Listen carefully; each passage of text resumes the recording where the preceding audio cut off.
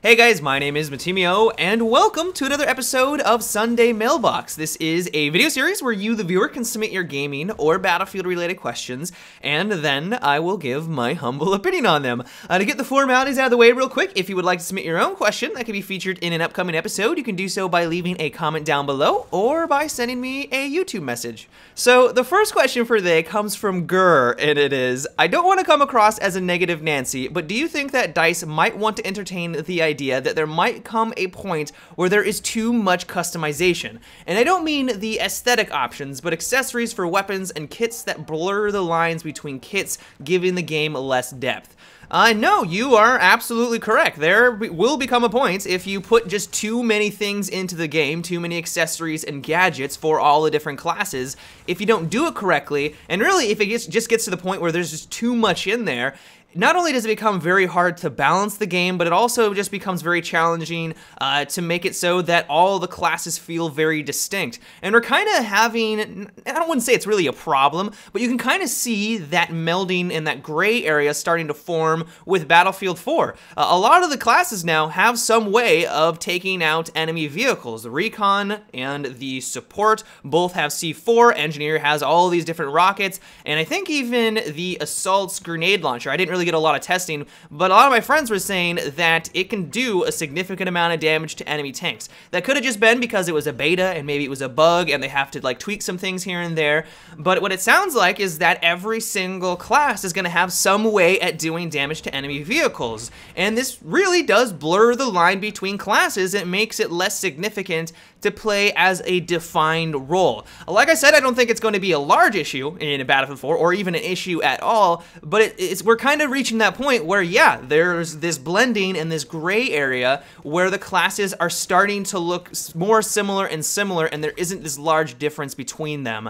And for some people out there, that may sound amazing. Like, this is exactly what they're looking for in a first-person shooter because they think the more customization, the better. And if DICE agrees with that, and that's the direction that they're heading, you know, more power to them. It's their franchise and they can do whatever they want with it, but I wouldn't worry too much because I don't think that is the way that things are heading, because even for Battlefield 4, I think that they've taken this into consideration. Like, they like the whole rock, paper, scissors dynamic of balancing things. That's the reason why the Recon, when using a bolt-action rifle, is going to dominate people at a distance, and when you're playing as an engineer, while all the other classes are going to have some way of doing some damage, you're still the best class at dealing with vehicle-based combat. You have all the rockets, you have the ability to repair vehicles, and you really are the best class for that role. The next question comes from Nick, and it is, one thing that really annoys me in Battlefield is when I lose a firefight to a guy with 1% health, it bugs me because in real life, if you had 1% health, you could not sprint around and mantle over objects and stuff. I think DICE should make a system based around your health. So if you had 10% health, you could still sprint, but not as fast, or aim down sight takes a little bit longer. Something not game-changing, but something small for the realism factor. What are your thoughts? So I definitely get where you're coming from. In a real life scenario, if you got shot up a bunch and you were at 1% health in real life, I don't know exactly what that is or how you would measure that, but if you were shot up, you were bleeding out all over the place, you wouldn't be sprinting, you probably wouldn't even be at a state where you could even, you know, bring up your weapon to try to retaliate when someone rounded the corner. So yes, that would make things more realistic, but what are you giving up, or what are you kind of taking away from the fun of a video game? Because if you did put this in place, yes, it would make things, I guess, more realistic, but you have to remember that this is a video game, and while DICE likes to make things very authentic, they don't want to put something in there that's going to take away from the fun factor, because DICE knows that this is a video game and it does need to be enjoyable for a very large audience, or really just for any type of audience. And while I know that some people out there really like this idea, because I get many questions that are very similar to this, a very popular one is a bleed out mechanic, where you bleed out entirely if you get to like 10% health and you don't jump back onto a med pack. What this really does is that it emphasizes more of the role of a medic, and as you guys know, in Battlefield 3, there's already a huge demand for playing as a medic. Like, it was arguably one of the best classes in the game, And so if you put a mechanic like this in a future Battlefield title, it would just emphasize the role even more because you want to get on a med pack immediately after a firefight so that you're not hindered and you're not just kind of a sitting duck at that point. Like, you want to regenerate your health so that you can sprint away and you don't have some sort of hindrance by, you know, having a reduced time or increased time at aiming down sight. And so yes, this would increase the realism, but I don't think it's really suited for Battlefield. The next question comes from Dan, and it is, after playing Battlefield 4 for hours on end, I have just realized that transport helicopters have no power and are predominantly used for one person's transport. Do you think it would be a good idea if DICE were to implement a rope ladder for real extractions in Battlefield, picking up squad mates from bad situations, and maybe having more firepower?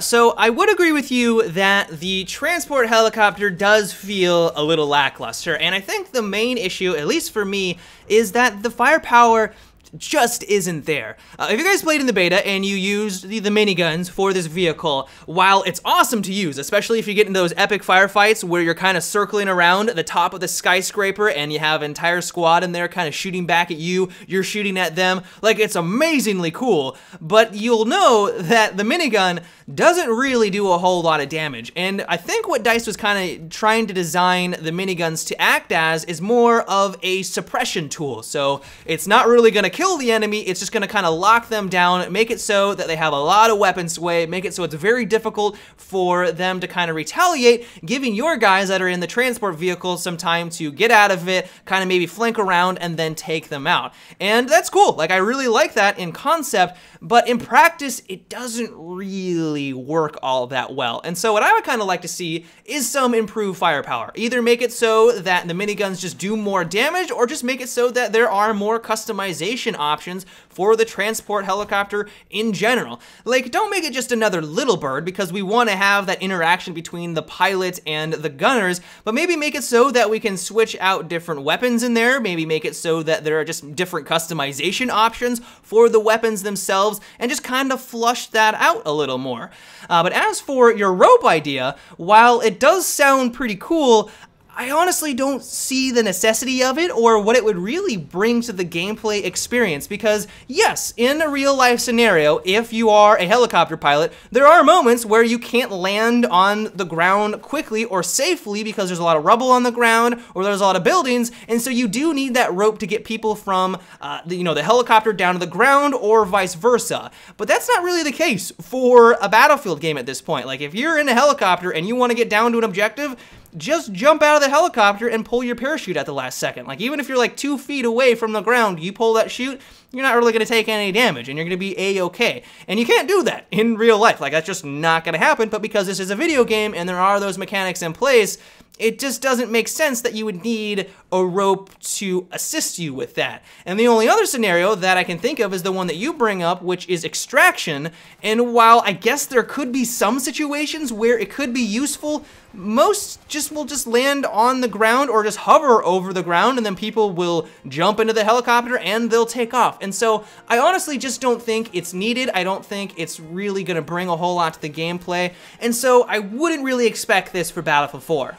But that is about it for today's Sunday Mailbox, guys. I hope you enjoyed. Once again, if you would like to submit your own question for an upcoming episode, you can do so by leaving a comment down below or by sending me a YouTube message. But until tomorrow, guys, have a good one and take it easy.